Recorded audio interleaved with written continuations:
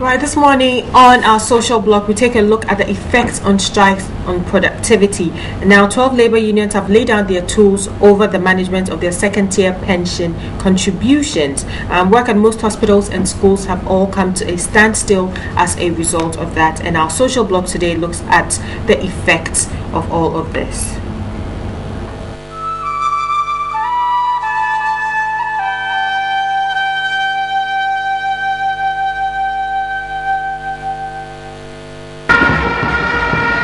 Industrial action, also called labor strike, is a work stoppage caused by the mass refusal of employees to work. A work stoppage is generally the last step in a labor management dispute over wages and working conditions. Because employees are not paid when they go on strike and employers lose productivity, both sides usually seek to avoid it.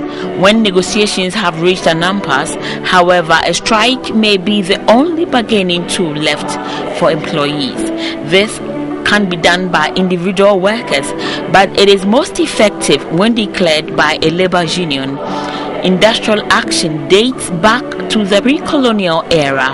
The first industrial action in Ghana happened during the British colony in the then Gold Coast. It was a strike by the country's miners in 1919. This opened the floodgates to a series of successful collective actions by workers. Another major one was in 1948 when some pro-independence politicians were arrested. The years between 1966 and 1969 saw a large number of unauthorized strikes, but strikes are happening in quick successions these days. In the last 13 years, Ghana has recorded numerous strikes by government workers. But its impact on productivity and the ripple effect on the economy leaves much to be desired. 12 labor unions declared an indefinite nationwide strike on Wednesday, October 22, over issues relating to their pension scheme.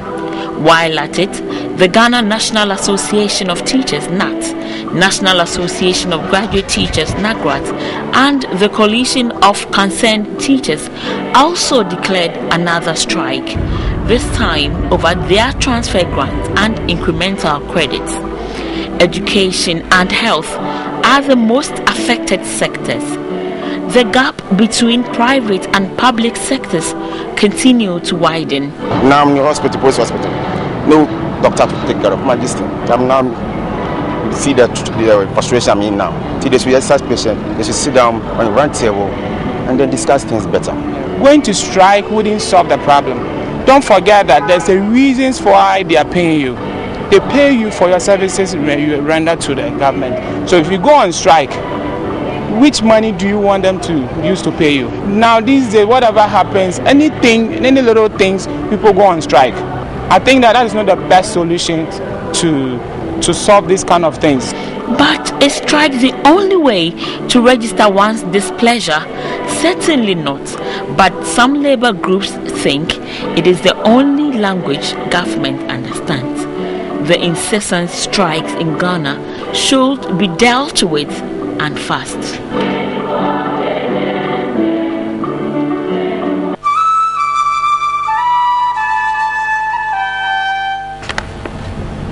Right, my guest this morning is Prince Ama, who is a labor analyst, and he will break down the effects of strikes on productivity currently in the country for us. Good morning, sir. Good morning. It's good to have you on. Thank you very much. So, has the cost of strikes been quantified in the country before? Not really, not as far as I can remember, because generally strikes have, like your promo said, have happened over many years, and it appears that we are beginning to develop a likeness for strikes for the simple reason that there are a lot of times we go on strike and we still get our salaries.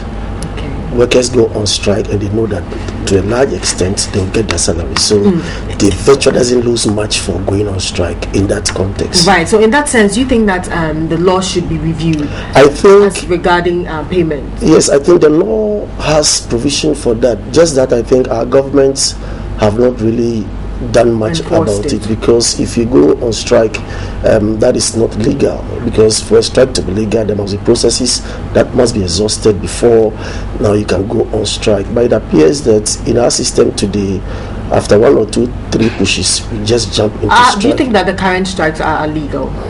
I mean, it will be a bit difficult to say, because if you look at the whole scenario carefully, various positions are being taken. People are saying all kinds of things. But what I want to say generally is that we must develop the act of negotiations and tolerance for each other, because at the end of the day, it is the state that we are all working for, and we all have a stake in it.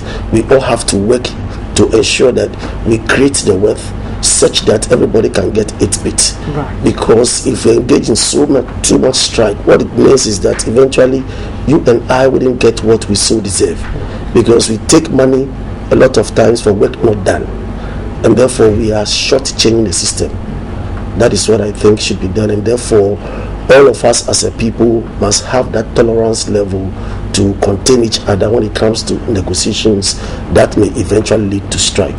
Would you then say that strikes are being abused in this country? I think to some extent we are doing that. As soon as there's a little grievance, then people want to start I think striking. so, yes. To some extent we are abusing strikes, because we have come to believe or accept the position that that's the only language the government understands. So just go on strike and create, the pressure and tension of government, and you get what you want. And does it usually work?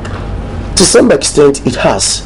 I think that what could have stopped all this is for the state to insist that if you go on strike, that which is classified as maybe illegal because you have not followed the due process, then you should lose your salary for those days, and those days that it didn't work should be paid for by the labor union you belong. Right. Speaking of the labor unions, do you think that they are oblivious to the cost and implications of these strikes on the country and the economy? They do. They are aware. But sometimes you see, the leaders want their members to feel that they are working for them. You see, so they feel this is the best way to do that. to demonstrate that, listen, we are in charge, we are working for our unions, please be behind us and all that. You understand? And these are some of the issues that are actually affecting all of us. Because if you're a teacher, because of this, you didn't go to work. But remember, the doctor too is not working. So should you fall sick, or your child should fall sick and you go to the hospital, who are you expecting? Who do you expect to take care of the person, your child, for you? Do you feel like these workers are being insensitive, as some people are saying, that they're just thinking about their general well-being and not the overall well-being of the nation? I cannot say that for all of the workers, because some of them will still want to go and work. But you see, the union says that let's stay home. The leadership says that let's stay home, let's fight for this, let's fight for that. And therefore, you'll be breaking the strike, or you'll be breaking the rules of engagement as much as possible if you refuse to heed to what leadership is saying. Right. Okay. How effective has dialogue been in such matters in the past? In fact, dialogue has always worked. What we have lacked in our dialogue processes has been, in my opinion, the lack of tolerance. Because after strikes and everything, we still come back to dialogue. We go on strike for 2 weeks, for 1 month. Eventually, we all come to sit around the table to discuss the issues and find our way out. So we should develop more dialogue, capabilities, negotiations and tolerance. Because in the end, it always works. So there's no need to embark on the strike and then later come back and sit down. That's why I was saying that the teacher is on strike and the child falls sick. Because the doctor is also on strike, you rush to Kolebu Teaching Hospital and nobody there to attend you. So have you really benefited? Would even say that it's illegal or insensitive for doctors especially to go on strike because they have taken an oath. I am of the belief that we should look at the law again, and if possible try to take doctors, nurses, pharmacists out of people in the health. Yes, I think so, because we have the military, we have the police and all those security services. They also have their problems, they also have their needs, but they are able to stay through to negotiate until they get what they want. So these people don't embark on strike. They don't embark on strikes, yes. And still, it's not that because they don't embark on strike, they don't get what they want. You get it, but it is not always the case that you get it as and when you need it.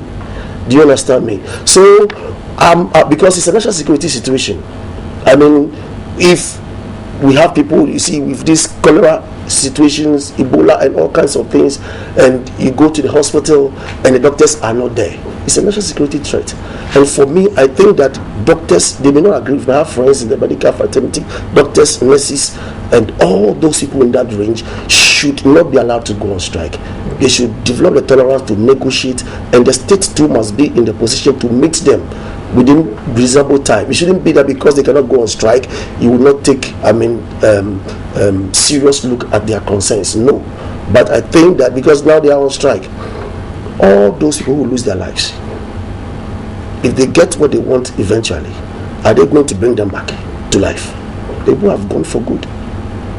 So that is why I think that we should look at the law again and make sure that doctors should not be allowed to go on strike because of the implications of their absence from work. Okay. What about the implications on the economy as a whole? For example, existing and potential investors. How does this look to them? In fact, generally, no investor will want to venture into a country where strikes are the order of the day. So it doesn't matter how we try to woo investors and how we young ones are fighting to look for jobs and all those things. If we continuously strike, we are keeping investors away because they know the amount of money they lose a day when productivity is stalled. You understand me? And therefore, they will compare countries and decide to go to countries where, they think that the labor climate is very conducive for their investment. Right. Now, has this happened before where such a large number of unions have gone on strike? Oh, yes, it has. It has. I can't recollect any particular day or time, but in fact, going through history, it has happened. More than this? More than this. I think since independence to date, we've had, as part of the independence struggle, the workers were also part of it. They also went on strike, demonstrations and all kinds of things to put pressure on the colonial administration to give us our independence. And so today this is not the West, but I certainly don't think that it should be something that we should also encourage. Okay. So the buck stops with the unions. The buck stops with the union and the state. The government at any point in time, that they are those who are supposed to sit to negotiate. So we must create the congenial atmosphere. We must build trust and confidence between the various parties to share information so that we can all get the wheels of our society. Because sometimes they have genuine concerns. They have genuine issues. Oh yes, they have. They have genuine issues that must be attended to. But like every parent, it is not everything that the children want at any point in time that they can get immediately. You see, that's the point. So I believe that we should try to exercise a bit of restraint, but engage each other in negotiations. Right. So with this current one, with their grievances being with the second-tier pension contributions, do you think that they have genuine concerns? Oh yes, but the law, they believe that, you see, they believe that if they don't really speak now, or don't talk about it now, it might be late tomorrow. But I also believe that the government too has a case, because eventually we have pensions funds across the globe collapsing. Pensions funds have collapsed. South Africa, US, UK, and many other countries. So maybe the government is also thinking that, listen, however it is, I should also have a look at what is happening there, because eventually when everything goes bad, everybody will call on the government.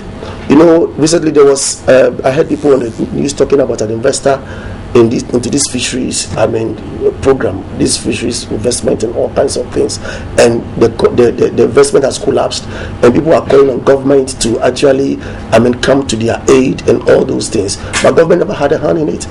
You understand me? So it is about negotiations, the various parties coming together to negotiate with the view to ensuring that amicable solution is found to this problem, so that we can get the wheels of the economy turning. Do you see that happening anytime soon? I should think so. We should all hope and believe that both the state and the unions will come together to sit down, negotiate, tolerate each other, and let's go through whatever provisions that are available and see our way clear. If we think that maybe there are certain aspects of the law that is not too clear, and therefore we need interpretation or clarification or amendment, why not? Do that. We should do it and move on. And as soon as possible. As soon as possible, my sister. As soon as possible, because the other countries around us are not waiting for us. They are not waiting for anybody. They are also doing what they must especially do. with the present economic situation. Yes, you see, nobody's waiting for anybody. So we must really work as hard as we possibly can to ensure that we resolve these issues as quickly as possible and get the wheels of the economy turning. All right. Thank you very much for your time this You're morning. Prince Amma is a labor analyst, and he joined me this morning to talk about the effects on strike actions on productivity in this country.